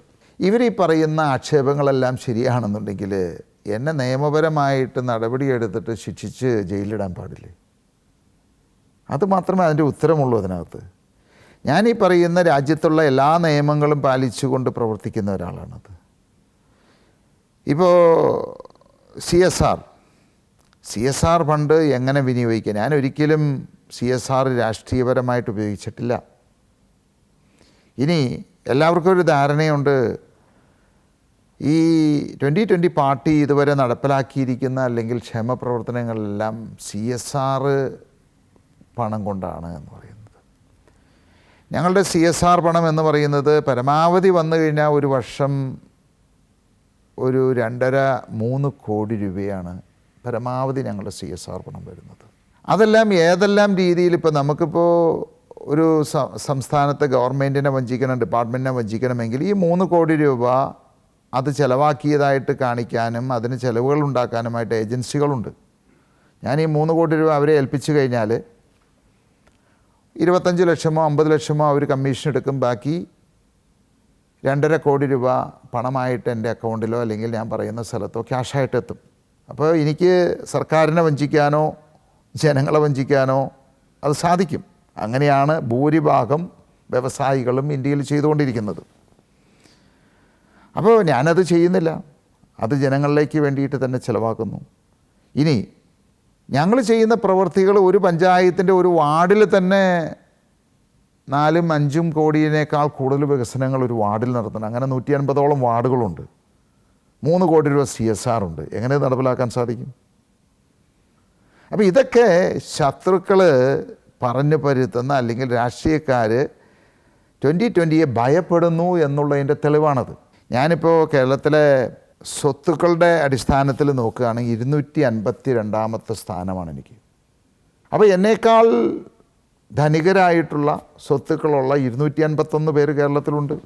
അപ്പോൾ 1, 2 മുതൽ 10 വരെയുള്ള ആളുകൾ കേരളം തന്നെ ഇതുപോലെ എല്ലാ പഞ്ചായത്തുകളും നടത്താൻ സാധിക്കും. അത്രമാത്രം ആസ്തിയുള്ള ആളുകളാണത്. എന്തുകൊണ്ട് അവർ നടത്തുന്നില്ല? അങ്ങനെയാണ് ടാറ്റയും ബിർളയും പോലും രാഷ്ട്രീയ പാർട്ടികൾ ഉണ്ടാക്കിയിട്ടില്ല. അല്ല, അത് തന്നെ ഞാൻ പറഞ്ഞു വരുന്നത്. ഈ കേരളത്തിൽ രാഷ്ട്രീയ പാർട്ടി എന്നല്ല പറയുന്നത്, ഒരു സേവനം നടത്തി രാഷ്ട്രീയ പാർട്ടി ഉണ്ടാക്കുന്നുണ്ട്. ഞങ്ങൾ നടത്തിയ മാതിരി ഞങ്ങൾ ആദ്യം നടത്തിയത് അതാണല്ലോ. ആ രീതിയിൽ എന്തുകൊണ്ട് അവർക്ക് ചെയ്യാൻ സാധിക്കുന്നില്ല? അവർ വിചാരിച്ചു കഴിഞ്ഞാൽ കേരളത്തിൽ പട്ടിണി ഉണ്ടാകുമോ? ഉണ്ടാവില്ല. അപ്പോൾ ഇതിനൊക്കെ ഒരു മനസ്സ് വേണം. അത് അല്ലാതെ CSR രാഷ്ട്രീയം ഇങ്ങനെയുള്ള ആരോപണങ്ങൾ ഉന്നയിച്ച് ഒരു നാടിനുണ്ടാവുന്ന പ്രയോജനം നമ്മൾ ഇല്ലാതെയാക്കുകയല്ല ശ്രമിക്കുന്നത്. ഈ ലോക്സഭാ തെരഞ്ഞെടുപ്പിൽ ഇലക്ട്രൽ ബോണ്ടുകൾ വാങ്ങിയിട്ട് താങ്കൾ രാഷ്ട്രീയ പാർട്ടികൾക്ക് സംഭാവന നൽകിയെന്നുള്ള ചില കാര്യങ്ങൾ പത്രങ്ങളിൽ വായിക്കുകയുണ്ടായി. അത് ശരിയാണോ? അത് എല്ലാം വളരെ വ്യക്തമാണല്ലോ. 25 കോടി രൂപ ഞാൻ ഇലക്ട്രൽ ബോണ്ട് വാങ്ങിച്ചു, ഒരു രാഷ്ട്രീയ പാർട്ടിക്ക് കൊടുത്തു. ഇന്ന പാർട്ടിക്കാണെന്നുള്ളത് വളരെ വ്യക്തമാണത്. ഞാൻ അതിന് മറുപടിയും ഞാൻ പറയുകയുണ്ടായി. കാരണം നമുക്ക് എപ്പോഴും നമ്മുടെ വീഴ്ചയിൽ, നമ്മുടെ ബുദ്ധിമുട്ടുകളിൽ, നമ്മുടെ പ്രയാസങ്ങളിൽ നമ്മളെ സഹായിക്കുന്നവരെയാണ് നമ്മൾ തിരിച്ച് സഹായിക്കേണ്ടത്, അല്ലേ? അപ്പോൾ ഞാനത് മാത്രമേ ചെയ്തിട്ടുള്ളൂ. ഞാനൊരു രാഷ്ട്രീയപരമായിട്ട് നൽകിയ ഒരു സംഭാവനയല്ല അത്. കാരണം എൻ്റെ പ്രയാസത്തിൽ, എൻ്റെ ബുദ്ധിമുട്ടുകളിൽ, എൻ്റെ വീഴ്ചയിൽ എല്ലാവരും കൂടി എന്നെ അടിച്ചൊതുക്കി അമർത്തി ഇല്ലാതെയാക്കാൻ ശ്രമിച്ചപ്പോൾ എന്നെ ഇവിടെ നിന്ന് കൂട്ടിക്കൊണ്ടുപോയി കൈപിടിച്ചുയർത്തി എനിക്ക് എല്ലാവിധ സഹായങ്ങളും തന്ന ആ ഒരു പ്രസ്ഥാനത്തിനോട് എനിക്കൊരു കടപ്പാട്, അവർക്ക് കൊടുത്ത ഒരു സമ്മാനമാണ് ഞാനത്. ഏത് പാർട്ടിക്കാണത് കൊടുത്തത്? BRS. ഈ ലോക്സഭാ തെരഞ്ഞെടുപ്പിൽ 2 സ്ഥാനാർത്ഥികൾ 2020 മത്സരിച്ചു. ഈ 2 സ്ഥാനാർത്ഥികളും പല ഇടങ്ങളിൽ, പല സ്ഥലങ്ങളിൽ, പലതരത്തിലുള്ള ജനങ്ങളുമായിട്ട്, ഏറ്റവും അടിത്തട്ടിലുള്ള ജനങ്ങളുമായിട്ടും മധ്യവർഗത്തിലുള്ള ജനങ്ങളുമായിട്ടും ഒരുപക്ഷെ ഉപരിവർഗത്തിലുള്ള ജനങ്ങളുമായിട്ടൊക്കെ ബന്ധപ്പെട്ട് സംസാരിക്കുകയും അവരുടെ ചോദ്യങ്ങൾ ഇങ്ങോട്ട് കേൾക്കുകയും ഒക്കെ ഉണ്ടായിട്ടുണ്ടാവും. 2020 സംബന്ധിച്ചിട്ട് ഉയർത്തപ്പെട്ടിട്ടുള്ള ഇതുവരെയും കേൾക്കാത്ത ചില ചോദ്യങ്ങൾ ഉയർന്നു വന്നിട്ടുണ്ടായിരുന്നോ? അതിന് നാം അഭിസംബോധന ചെയ്യേണ്ടതുണ്ട്, എങ്കിലേ നമ്മൾക്കിനി മുന്നോട്ട് പോകാൻ കഴിയൂ എന്നുള്ളൊരു വിചാരണ നടത്താൻ കഴിഞ്ഞിട്ടുണ്ടോ? 2020 ഒരു MP അവിടെ പോയാൽ എന്താണ് ഒറ്റയ്ക്ക് ഇരുന്ന് ചെയ്യാൻ സാധിക്കുക? അങ്ങനെയുള്ള ചോദ്യങ്ങൾ വന്നു. അതുപോലെ അതിന് സമാനമായിട്ടുള്ള, അല്ലെങ്കിൽ ഇനി വിജയിച്ചു കഴിഞ്ഞാൽ ഭരണകക്ഷിയുടെ കൂടെ ആയിരിക്കുമോ, പ്രതിപക്ഷത്തായിരിക്കുമോ, എന്ത് നിലപാടുകളാണ് എടുക്കുക? ഇങ്ങനെയുള്ള പൊതുവായിട്ടുള്ള ചില ചോദ്യങ്ങളാണ് വന്നത്. ഈ ലോക്സഭാ തെരഞ്ഞെടുപ്പിൽ എറണാകുളം മണ്ഡലത്തിൽ മത്സരിച്ചപ്പോൾ ആ സമയത്ത് തന്നെയാണ് പെരിയാറിൽ മത്സ്യങ്ങൾ ചത്തുപൊങ്ങിയത്. പെരിയാറിൽ മത്സ്യങ്ങൾ ചത്തുപൊങ്ങുക എന്ന് പറയുന്ന ഒരു സുപ്രഭാതത്തിൽ മത്സ്യങ്ങൾ ഒറ്റ ദിവസം ചത്തുപൊങ്ങുന്നതല്ല, നിരന്തരമായിട്ടുള്ള മലിനീകരണം കൊണ്ടാണ് ഉണ്ടാകുന്നത്. എന്ന് മാത്രമല്ല, ഈ മത്സ്യങ്ങൾ ചത്തുപൊങ്ങുന്നതിൻ്റെ അടിസ്ഥാനം എന്ന് പറയുന്ന കാരണങ്ങൾ അന്വേഷിച്ച് പോകുമ്പോൾ വർഷങ്ങളായിട്ട് പെരിയാറിൽ ഒഴുക്കുന്ന മാലിന്യങ്ങൾ, ഈ വെള്ളം തന്നെയാണ് ശുദ്ധീകരിക്കപ്പെട്ട രീതിയിലെന്ന വ്യാഖ്യാന എറണാകുളം ജില്ലയിലെ ഭൂരിപക്ഷം പേരും സാധാരണക്കാർ അടക്കം കുടിച്ചുകൊണ്ടിരിക്കുന്നത്. അവരുടെ കിഡ്നിക്കുണ്ടാകുന്ന പ്രശ്നങ്ങൾ പലരും രോഗികളായിട്ട് മാറുകയും ചെയ്യുന്നു. 2020 സംബന്ധിച്ചിട്ട് പെരിയാറിലെ ഈ മലിനീകരണത്തെക്കുറിച്ചുള്ള രാഷ്ട്രീയ നിലപാട് എന്താണ്? ഇതിൽ കേരളത്തിൽ ഇതിപ്പോൾ നമ്മൾ പറയുന്നത് ജലമലിനീകരണം മാത്രമാണത്. കേരളത്തിൽ ഇന്ന് നമുക്കറിയാം, നമുക്ക് കിട്ടുന്ന പച്ചക്കറികളായിക്കോട്ടെ, ഭക്ഷ്യസാധനങ്ങളായിക്കോട്ടെ, വെള്ളമായിക്കോട്ടെ, വായുവായിക്കോട്ടെ, എല്ലാം മലിനീകരണത്തിൻ്റെ അങ്ങേയറ്റം ആ തോതിലാണ് പോയിക്കൊണ്ടിരിക്കുന്നത്. താങ്കൾ സൂചിപ്പിച്ചത് പൊതുവായ മാലിന്യ പ്രശ്നത്തിലേക്ക് അതിനെ കൊണ്ടുവന്നു. ഞാൻ പെരിയാറിൻ്റെ മാത്രം എന്ന് പറയുമ്പോൾ അവിടെ മനഃപൂർവ്വം സംഭവിക്കുന്നതാണ്. അവിടെ വ്യവസായശാലകളാണ്, അതിൻ്റെ കയ്യിൽ നിന്ന് മാസപ്പടി വാങ്ങുന്നു, മാറി മാറി വരുന്ന കക്ഷികളെന്ന് പറയപ്പെടുന്നു ഓരോ സമയത്തും. അപ്പോൾ മാലിന്യത്തെക്കുറിച്ച് മിണ്ടാതിരിക്കുക എന്നുള്ളതാണ് പരമ്പരാഗത രാഷ്ട്രീയ കക്ഷികളുടെ പ്രകടമായ സ്വഭാവം എന്ന് പറയുന്നത്. അപ്പോൾ എറണാകുളം മണ്ഡലത്തിൽ മത്സരിച്ച 2020 സംബന്ധിച്ചിട്ട് ആ സവിശേഷ പ്രശ്നത്തിലുള്ള ഒരു രാഷ്ട്രീയ അഭിപ്രായമാണ് ഞാൻ ചോദിച്ചത്. അല്ലേ, അതിൽ ഞാൻ പെരിയാറിൽ മാത്രമല്ല, എല്ലാ വ്യവസായങ്ങളും ഇവിടെ ആർക്ക് വേണമെങ്കിലും മാലിന്യങ്ങൾ എവിടെ വേണമെങ്കിലും ഒഴുക്കാം. നമ്മൾ പെരിയാറ് എന്ന് പറയുന്ന ചെറിയ തോടുകൾ, കൈത്തോടുകൾ വഴി എത്രയോ തോടുകൾ അതിലൊഴുകിയെത്തുന്നു. പെരിയാറെന്ന് പറയുന്നത് നമുക്ക് ഇടുക്കിയിൽ നിന്ന് വരുന്ന മാത്രം ജലമല്ല അതിൽ വരുന്നത്. അപ്പോൾ ഈ പ്രദേശങ്ങളിൽ കൂടി വരുന്ന എല്ലാ ഭാഗത്തു നിന്നുള്ള കൈത്തോടുകളെല്ലാം ഒഴുകിയാണ്. പിന്നെ ഉദാഹരണത്തിന് നമ്മളുടെ പെരുമ്പാവൂർ അല്ലെങ്കിൽ കോതമംഗലം ഈ ഏരിയകളിൽ നിന്നുള്ള എല്ലാ വ്യവസായങ്ങളുടെയും. അപ്പോൾ ഇവിടെ പണം കൊടുത്തു കഴിഞ്ഞാൽ ഏത് ഉദ്യോഗസ്ഥരെയും ഏത് രാഷ്ട്രീയക്കാരെയും വിലക്കെടുക്കാവുന്ന ഒരു സംവിധാനമാണ് കേരളത്തിലുള്ളത്. അത് മാറാത്തോടത്തോളം കാലം പെരിയാറിന് മാത്രമല്ല, ഇപ്പോൾ പെരിയാറിൽ ചത്തുപൊങ്ങി, ഇപ്പോൾ അത് വലിയൊരു ഇഷ്യൂ ആയിട്ട് വന്നു. അത് വേമ്പനാട്ടിലാവാം, ഏത് പുഴയിലും ഏത് തോട്ടിലും എവിടെയും എന്തും സംഭവിക്കാം. നമ്മുടെ പൊല്യൂഷൻ കൺട്രോൾ ബോർഡിനെ കുറിച്ച് പൊതുവേ പറയുന്നത് അത് പൊല്യൂഷൻ കൺട്രോൾ ബോർഡല്ല, പൊല്യൂഷൻ ബോർഡാണ് എന്ന് തന്നെയാണ്. മലിനീകരണ നിയന്ത്രണ ബോർഡും ഇത്തരത്തിലുള്ള വ്യവസായശാലകളിൽ നിന്നുള്ള പണം മാസപ്പടിയായിട്ട് കൈപ്പറ്റുന്നുവെന്നുള്ള ആരോപണം സാമൂഹ്യ പ്രവർത്തകരും പരിസ്ഥിതി പ്രവർത്തകരും മുന്നോട്ട് വയ്ക്കുന്നുണ്ട്. അപ്പോൾ ഈ പൊല്യൂഷൻ കൺട്രോൾ ബോർഡിൻ്റെയൊക്കെ നിലപാടുകൾ അതിനെയൊക്കെ എങ്ങനെ മാറ്റാൻ കഴിയുമെന്നാണ് കരുതുന്നത്? നിയമം നടപ്പിലാക്കണം. നമ്മൾ പൊല്യൂഷൻ ബോർഡിനെ മാത്രം കുറ്റം പറഞ്ഞിട്ട് കാര്യമില്ല. ഒരു നിയമ സംവിധാനങ്ങളും നിയമപരമായിട്ടല്ല പ്രവർത്തിക്കുന്നത്. എല്ലാവരും നിയമവിരുദ്ധമായിട്ടാണ് പ്രവർത്തിക്കുന്നത്. നിയമം അനുസരിക്കുന്നില്ല, നിയമം നടപ്പിലാക്കുന്നില്ല അവിടെ. കാരണം ഭരിക്കപ്പെടുന്നവർ ഇവരെല്ലാവരും ഒരുപോലെയാണത്. മേലെ ഇരിക്കുന്ന ആളുകളല്ലേ അതിന് മാതൃക കാണിക്കണ്ടേ? അവർ തന്നെ അഴിമതി നടത്തുന്നു, കൊള്ള നടത്തുന്നു, കളവ് നടത്തുന്നു. അപ്പോൾ പിന്നെ താഴെയുള്ള ഉദ്യോഗസ്ഥന്മാരോ അല്ലെങ്കിൽ ജനങ്ങളെയോ പറഞ്ഞിട്ട് യാതൊരു കാര്യമില്ല. അപ്പോൾ ഇതിൻ്റെ മാറ്റങ്ങൾ വരേണ്ടത് മുകളിലത്തെ തട്ടിൽ നിന്നാണ്. ക്യാപ്റ്റൻ മുതൽ കീഴോട്ട് വരണം. അവിടെ നിന്ന് വരട്ടെ. ഞാൻ ചോദിക്കുന്നത്, ഇപ്പോൾ എറണാകുളത്തും ചാലക്കുടിയിലും 2020 മത്സരിച്ച സ്ഥിതിക്ക് അവിടെ 2020യുടെ ഒരു ഓഫീസെങ്കിലും തുറക്കുകയും ജനങ്ങളുമായിട്ട് നിരന്തരം ബന്ധപ്പെടുകയും, ഇപ്പോൾ സുരേഷ് ഗോപി തൃശ്ശൂരിൽ വിജയിക്കാനുള്ള പല കാരണങ്ങളിൽ ഒരു കാരണമായിട്ട് പറയുന്നത് തൃശ്ശൂർ വിട്ടുപോകാതിരിക്കുന്നു, തൃശ്ശൂർ എനിക്ക് വേണമെന്ന് നിരന്തരം ആവശ്യപ്പെടുന്നു, അത് അഭ്യർത്ഥനയാവുന്നു, അപേക്ഷയാവുന്നു. ഇങ്ങനെ ഒരു വലിയ സഹതാപത്തിൻ്റെ ഇദ്ദേഹത്തിന് അത് കൊടുത്തേ തീരൂ, എത്ര നാളായി ചോദിക്കുന്നു എന്ന് തോന്നിപ്പിക്കുന്ന ഒരു അവസ്ഥയുണ്ടാക്കിയിട്ടുണ്ട്. 2020യെ സംബന്ധിച്ചിട്ടും ഈ പെരിയാർ അടക്കമുള്ള ഇടങ്ങളിലൊക്കെ 2020യുടെ ഒരു പ്രാതിനിധ്യം ഉണ്ടാവുകയും അവിടുത്തെ ജനകീയ പ്രശ്നങ്ങളിൽ ഇടപെടുകയും ഒക്കെ ചെയ്യുന്ന ഒരു രീതി പ്രതീക്ഷിക്കാമോ? ഈ പരമ്പരാഗത രാഷ്ട്രീയ സംവിധാനങ്ങൾ ഇപ്പോൾ ഇങ്ങനെയൊരു പ്രശ്നം ഉണ്ടാകുന്നു. ഇപ്പോൾ കോൺഗ്രസ്സുകാർ, കമ്മ്യൂണിസ്റ്റുകാർ ഭരിക്കുന്നവർ തന്നെ പല സ്ഥലത്തിലേക്കും മാർച്ചും പിക്കറ്റിങ്ങും ഒക്കെ നടത്തുന്നു. ഇതൊക്കെ ജനങ്ങളുടെ കണ്ണിൽ നമുക്ക് ഒരു താൽക്കാലികമായിട്ട് അവരെ പറ്റിക്കാനായിട്ടുള്ളൊരു സംവിധാനം മാത്രമാണത്. ഞങ്ങൾ അതിൽ വിശ്വസിക്കുന്നൊരു പാർട്ടിയല്ല. പ്രായോഗികമായിട്ടുള്ള രാഷ്ട്രീയം, കാരണം ഇതിനൊക്കെ മാറ്റം വരണമെങ്കിൽ ഇപ്പോൾ ഇന്നോ ഇന്നലെയോ തുടങ്ങിയതല്ല. എത്രയോ തവണ ഇതിനു മുമ്പ് മത്സ്യങ്ങൾ ചത്തുപൊങ്ങിയിട്ടുണ്ട്. ഇത് ആദ്യത്തെ തവണയല്ല, ഇഷ്ടംപോലെ തവണയുണ്ടായിട്ടുണ്ട്. എന്തെങ്കിലും നടപടി ഉണ്ടായിട്ടുണ്ടോ? എന്തെങ്കിലും നടപടി ഉണ്ടാകുമോ? ഒരിക്കലും ഉണ്ടാവില്ല. അത് മറക്കും ജനങ്ങൾ. ഇനി കുറച്ച് കഴിയുമ്പോൾ വീണ്ടും ഒരു ഇതുണ്ടാവും. അത് വേറെ സ്ഥലത്തായിരിക്കാം, ഇവിടെ തന്നെ ആയിരിക്കാം. ഈ പെരിയാറിൽ ഇതേ പ്രദേശത്ത് പല തവണയായിട്ട് ആവർത്തിച്ചിട്ടുണ്ട്. അപ്പോൾ ഞങ്ങൾ ഉദ്ദേശിക്കുന്നത് ഇങ്ങനെയുള്ള പ്രശ്നങ്ങൾക്ക് പരിഹാരം കാണുന്ന ഒരു പ്രസ്ഥാനമായിട്ട് മാറുക എന്നുള്ളതാണത്. അപ്പോൾ അത് നിയമപരമായിട്ട് അതിനെ നേരിടുക, രാഷ്ട്രീയപരമായിട്ട് നേരിടുക. അതിനിപ്പോൾ സമരം നടത്തി അവിടെ പോയിട്ട് ആളുകളുടെ അടുത്ത് കുറേ ഇൻകുലാബ് വിളിച്ചുകൊണ്ടൊന്നും ഒരു പരിഹാരവും ഉണ്ടാകാൻ പോകുന്നില്ല. അതിൽ വിശ്വസിക്കുന്നവരല്ല ഞങ്ങൾ. സാമൂഹ്യ മാധ്യമങ്ങളിൽ പ്രവർത്തിക്കുന്ന ഒരു മാധ്യമപ്രവർത്തകൻ, യൂട്യൂബർ ആയിട്ടുള്ള മാധ്യമപ്രവർത്തകൻ, ആ വ്യക്തി ഒളിവിൽ പോയപ്പോൾ അഭയം കൊടുത്തത് താങ്കളാണ് എന്നുള്ള ഒരു ആരോപണം കേൾക്കുകയുണ്ടായി. അപ്പോൾ ഞാൻ അദ്ദേഹത്തോട് പറഞ്ഞ കാര്യം, അദ്ദേഹത്തിൻ്റെ ബാങ്ക് അക്കൗണ്ടല്ലേ ഫ്രീസ് ചെയ്തിട്ടുള്ളൂ, എൻ്റെ അക്കൗണ്ട് ഓപ്പൺ ആണെന്ന് തന്നെയാണ് പറഞ്ഞത്. അതുകൊണ്ട് അഭയം കൊടുത്തു എന്ന് പറഞ്ഞു കഴിഞ്ഞാൽ ഞാൻ അദ്ദേഹത്തെ രഹസ്യമായിട്ട് പാർപ്പിക്കുകയോ അങ്ങനെയൊന്നും ചെയ്തിട്ടില്ല.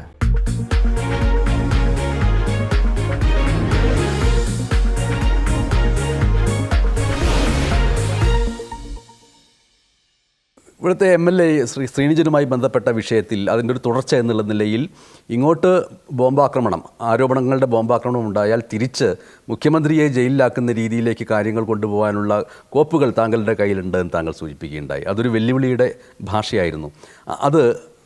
അതിൻ്റെ തുടർച്ച എന്താണ്? അങ്ങനെ അത് പറഞ്ഞിട്ട് പിന്നെ താങ്കൾ പിൻവാങ്ങിയിരിക്കുകയാണോ? നമ്മൾ ജീവിക്കുന്ന ഒരു സാഹചര്യം എന്താണെന്ന് നമ്മൾ മനസ്സിലാക്കേണ്ടതായിട്ടുണ്ട്.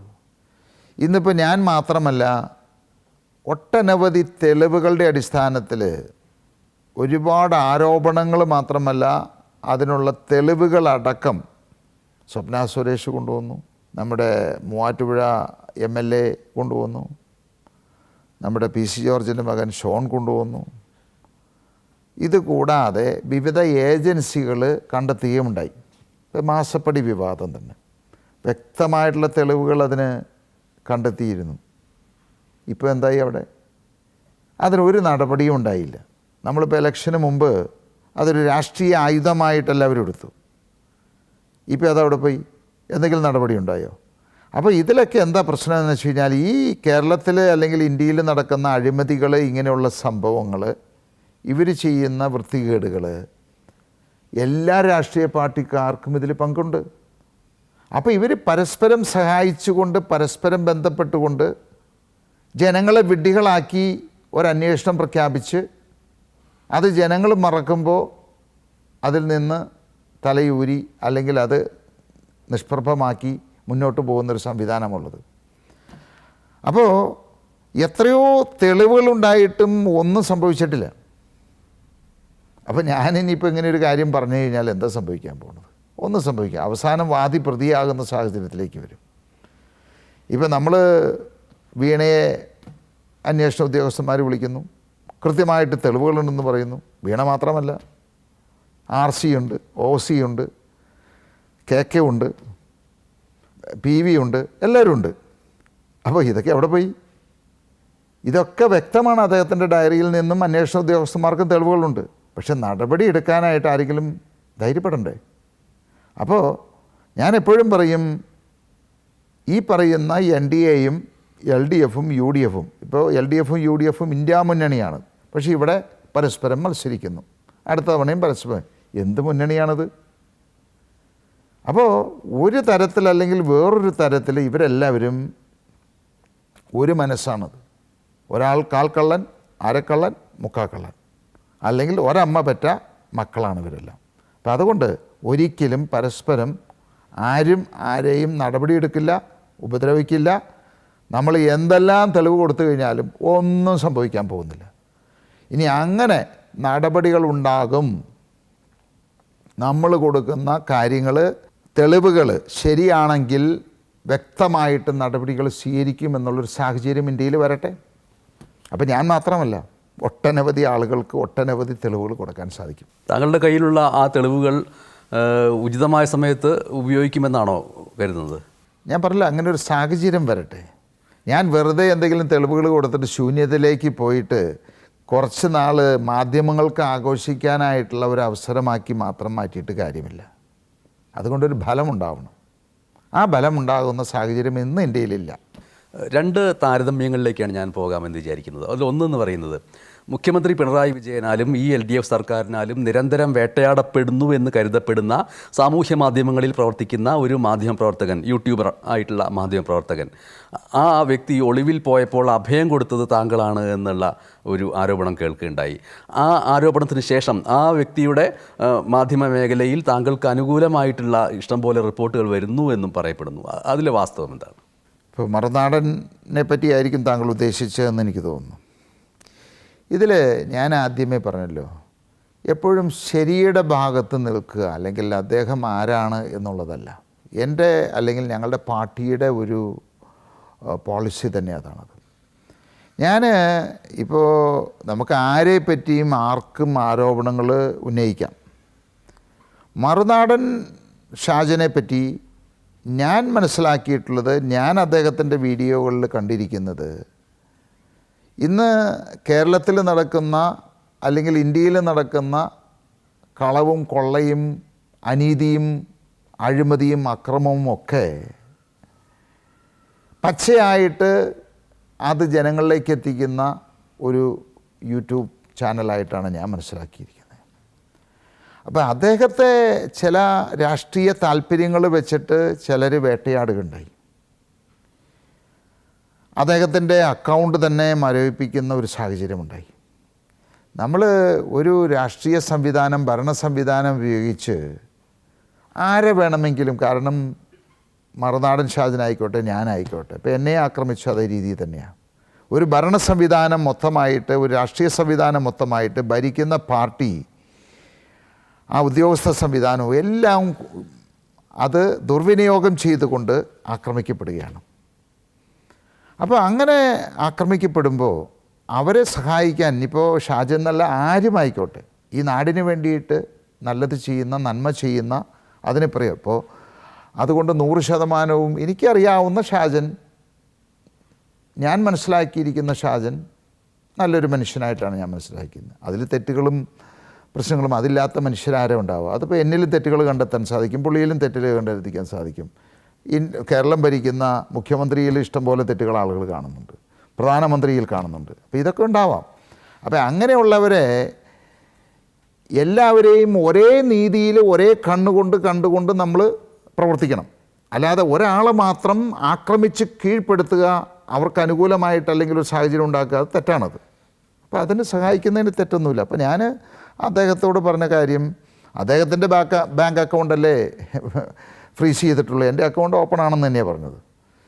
അതുകൊണ്ട് അഭയം കൊടുത്തു എന്ന് പറഞ്ഞു കഴിഞ്ഞാൽ ഞാൻ അദ്ദേഹത്തെ രഹസ്യമായിട്ട് പാർപ്പിക്കുകയോ അങ്ങനെയൊന്നും ചെയ്തിട്ടില്ല.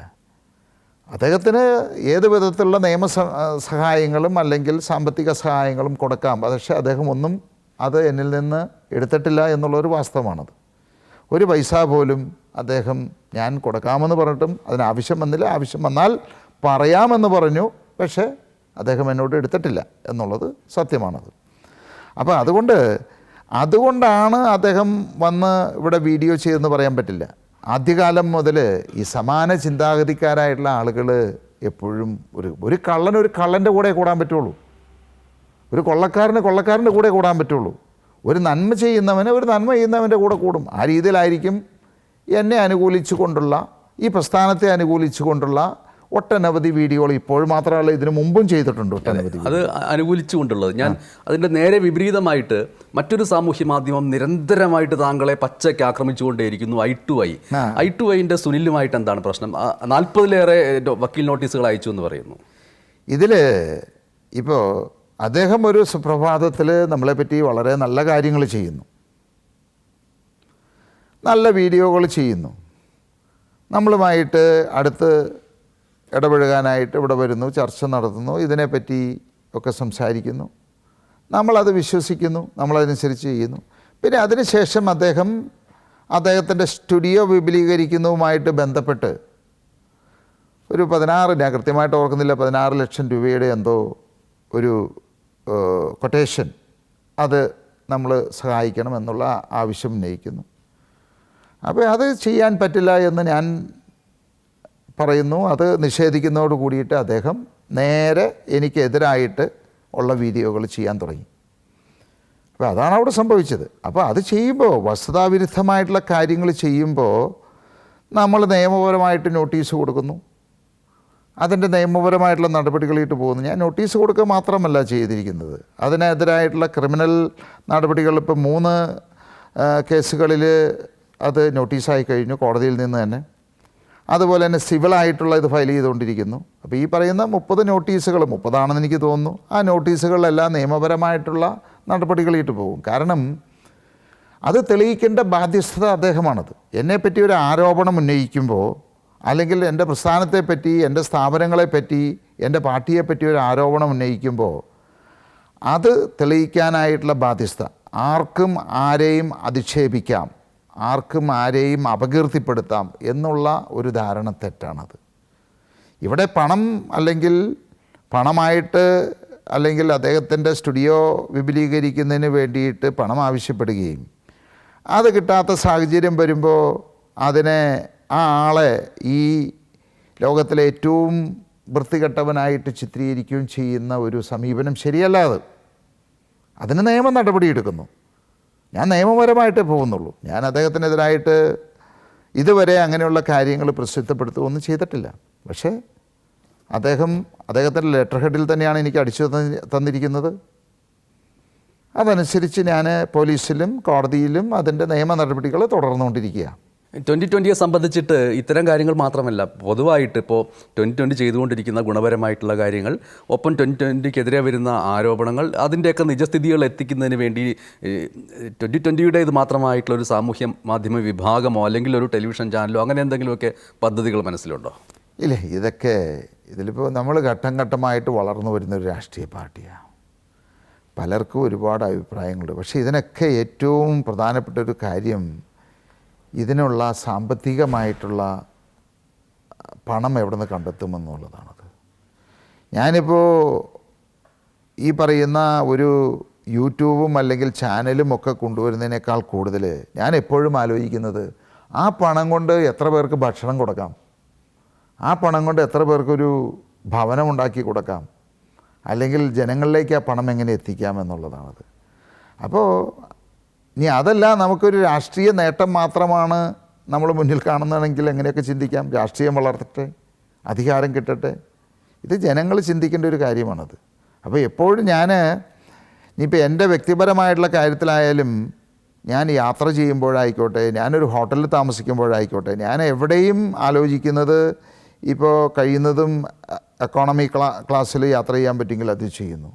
അപ്പോൾ അവിടെ ഞാൻ നോക്കുന്നത് അത് തമ്മിൽ എത്ര രൂപയുടെ വ്യത്യാസമുണ്ട്, ആ രൂപ എത്ര പേർക്ക് ഭക്ഷണം മേടിച്ചു കൊടുക്കാൻ സാധിക്കും. അപ്പോൾ ഒരു ഹോട്ടലിൽ വലിയൊരു ഇപ്പോൾ നമ്മുടെ ഈ മുഖ്യമന്ത്രിയും സംഘമൊക്കെ യാത്ര ചെയ്യുന്ന സമയത്ത് 1 ലക്ഷം രൂപ മുതൽ 5 ലക്ഷം രൂപ വരെയുള്ള ഹോട്ടലുകളിലാണ് ഇവരൊക്കെ താമസിക്കുന്നത്. അപ്പോൾ ഞാൻ നേരെ തിരിച്ചു ചിന്തിക്കുന്ന ആളുകളാണ്. അത് ജനങ്ങളുടെ പൈസ എടുത്താണ് അവർ ചിലവാക്കുന്നത്. ഞാൻ എൻ്റെ പൈസ കൊണ്ട് എനിക്കതിന് ചിലവാക്കാം. പക്ഷേ ഞാൻ അവിടെ ആലോചിക്കുന്നത്, ഞാൻ 1 ലക്ഷം രൂപയുടെ 5 ലക്ഷം രൂപയുടെ ഹോട്ടലിൽ താമസിക്കുന്നതിന് പകരം 5000 രൂപയുടെ ഹോട്ടലിൽ താമസിച്ചു കഴിഞ്ഞാൽ 4,95,000 രൂപ എത്ര ജനങ്ങൾക്ക്, എത്ര പാവപ്പെട്ടവർക്ക് അതുകൊണ്ട് പ്രയോജനമുണ്ടാവും, അവർക്ക് ഭക്ഷണം കൊടുക്കാം, അല്ലെങ്കിൽ മറ്റുള്ള സൗകര്യങ്ങൾ ചെയ്യാമെന്ന് ചിന്തിക്കുന്ന ആളാണത്. അപ്പോൾ എല്ലാ കാര്യത്തിലും അങ്ങനെ ചിന്തിക്കുന്നു. സാമ്പത്തികമായിട്ടുള്ള ഒട്ടനവധി പ്രതിസന്ധികളുണ്ട്. കാരണം ഒരു പാർട്ടി മുന്നോട്ട് കൊണ്ടുപോവുക, അല്ലെങ്കിൽ ഇത്രയും ജനങ്ങളെ നമ്മൾ അവരുടെ വെൽഫെയറോ ഉറപ്പാക്കുക എന്ന് പറയുമ്പോൾ വലിയൊരു സാമ്പത്തിക ബാധ്യത തന്നെയുണ്ട്. അതൊരു വ്യക്തിയിൽ നിന്ന് എത്ര കാലം നമുക്ക് കൊണ്ടുപോകാൻ സാധിക്കും. അപ്പോൾ അതിൻ്റെ ആ ഒരു ഇതുകൊണ്ടാണ് ഇങ്ങനെയുള്ള കാര്യങ്ങളെ പറ്റിയൊക്കെ അധികം മുന്നോട്ട് പോകാത്തത്. വരാനിരിക്കുന്ന തദ്ദേശ സ്വയംഭരണ തെരഞ്ഞെടുപ്പിൽ അത്ഭുതങ്ങൾ പ്രതീക്ഷിക്കാമോ 2020-ൽ നിന്ന്? അത് ജനങ്ങൾ തീരുമാനിക്കേണ്ട ഒരു കാര്യമാണത്. ജനങ്ങൾ ചിന്തിച്ചാൽ മാത്രമേ ഇതിലൊക്കെ മാറ്റം വരുത്താൻ സാധിക്കൂ. പലരും ചിന്തിക്കുന്ന ഒരു കാര്യമുണ്ട്, ഇത് സാബു ജേക്കബിന് എന്തൊക്കെയോ വ്യക്തിപരമായിട്ടുള്ള ഗുണങ്ങൾ ഇത് കൊണ്ടുണ്ട്. ഈ പഞ്ചായത്തുകൾ നമ്മൾ ഭരണം നടത്തിയില്ലെങ്കിൽ ഈ വ്യവസായങ്ങൾ മുന്നോട്ട് കൊണ്ടുപോകാൻ പറ്റില്ല എന്നൊക്കെയാണ് രാഷ്ട്രീയക്കാർ പറഞ്ഞു വരുത്തുന്നത്. അത് ജനങ്ങൾ വിശ്വസിക്കുകയാണത്. ഇപ്പോൾ 68 മുതൽ ഞങ്ങൾ വ്യവസായങ്ങൾ നടത്തുന്നതാണ്. ഒരു വ്യവസായമല്ല, ഞങ്ങളുടെ അനാലുമിനിയം കമ്പനി ആയിക്കോട്ടെ, സാറാസ് ആയിക്കോട്ടെ, 7-8 വ്യവസായങ്ങളുണ്ട് ഈ കിഴക്കുമ്പലത്ത്. ഈ 8 വ്യവസായങ്ങൾ 68 മുതൽ ഈ 2016 ഞാൻ രാഷ്ട്രീയ പാർട്ടിയായിട്ട്, 15-ലാണ് മത്സരിക്കുന്നത്, 16-ലാണ് രാഷ്ട്രീയ പാർട്ടിയായിട്ട് വരുന്നത്. ഈ 2015 വരെ ഇവിടെ ഒരു രാഷ്ട്രീയ പാർട്ടിയുടെയും അല്ലെങ്കിൽ ഇതുമില്ലാതെ ഞങ്ങൾ നടത്തിക്കൊണ്ട് വന്നല്ലേ. അപ്പോൾ അതുകൊണ്ടാണ് രാഷ്ട്രീയ പാർട്ടി ഉണ്ടായില്ല, അല്ലെങ്കിൽ പഞ്ചായത്തിൻ്റെ ഭരണം കിട്ടിയില്ലെങ്കിൽ ഇത് അടച്ചുപൂട്ടും, അല്ലെങ്കിൽ ഇത് മുന്നോട്ട് കൊണ്ട് നിയമപരമായിട്ട് 100% നിയമപരമായിട്ട് നടത്തുന്ന സ്ഥാപനത്തെ പഞ്ചായത്തല്ല, സംസ്ഥാന സർക്കാരല്ല, കേന്ദ്ര സർക്കാരിന് പോലും ഒന്നും ചെയ്യാൻ സാധിക്കില്ല. എനിക്ക് കേന്ദ്രത്തിൻ്റെ ഭരണവും കേരളത്തിൻ്റെ ഭരണവും പഞ്ചായത്തിൻ്റെ ഭരണവും ഒന്നും ആവശ്യമില്ല എൻ്റെ വ്യവസായങ്ങൾ കൊണ്ടുപോകാനായിട്ട്. ഞാൻ നിയമപരമായിട്ടാണ് കൊണ്ടുപോകുന്നതെങ്കിൽ അതിൻ്റെ ഒരു തെളിവാണല്ലോ 2021 12 പ്രാവശ്യം ഈ കേരളത്തിലുള്ള സകല ഡിപ്പാർട്ട്മെൻറ്റും എന്നെ കയറി റെയ്ഡ് ചെയ്തിട്ടുണ്ട്. എന്തുകൊണ്ട് അവർ പൊട്ടിച്ചില്ല? പഞ്ചായത്ത് മാത്രം ഉണ്ടായതുകൊണ്ട് പറ്റുമോ? കാരണം പഞ്ചായത്തിന് ഒരു അധികാരവുമില്ല വ്യവസായത്തിൽ. ഇപ്പോഴത്തെ സാഹചര്യത്തിൽ പഞ്ചായത്തിന് ഒന്നും ചെയ്യാൻ പറ്റില്ല. ഒരു വ്യവസായത്തിന് സ്വപ്നം പോലും കൊടുക്കാനുള്ള അധികാരമില്ല. അപ്പോൾ പഞ്ചായത്ത് വെറുതെയാണത്. അപ്പോൾ സംസ്ഥാനം വിചാരിച്ചിട്ട് സാധിക്കാത്തൊരു കാര്യം പഞ്ചായത്ത് വിചാരിച്ചാൽ സാധിക്കാൻ പറ്റുമോ? പക്ഷേ ജനങ്ങൾ തെറ്റിദ്ധരിപ്പിച്ചിരിക്കുന്നത് സാബു ജേക്കബിൻ്റെ വ്യവസായങ്ങൾ മുന്നോട്ട് പോകണമെങ്കിൽ ഈ പഞ്ചായത്തിൻ്റെ ഭരണം ആവശ്യമാണ്. അത് ഏത് നിയമത്തിൻ്റെ അടിസ്ഥാനത്തിലാണെന്ന് എനിക്കറിയില്ല. കാരണം കേരള സർക്കാർ വിചാരിച്ചിട്ട് പോലും എന്നെ പൂട്ടാൻ സാധിച്ചില്ല. പിന്നെയാണ് ഒരു പഞ്ചായത്ത് വിചാരിച്ചാൽ പൂട്ടാൻ സാധിക്കുന്നത്? എന്ത് നിയമത്തിൻ്റെ അടിസ്ഥാനത്തിലാണ്? 12 റെയ്ഡുകൾ നടത്തിയിട്ട് കേരള സംസ്ഥാനത്തിന് ഒരു മുഖ്യമന്ത്രി അല്ലെങ്കിൽ ആ രാഷ്ട്രീയ പാർട്ടിക്ക് തന്നെ ഒന്നും ചെയ്യാൻ സാധിച്ചില്ല. പിന്നെയാണോ ഒരു പഞ്ചായത്ത് വിചാരിച്ചാൽ?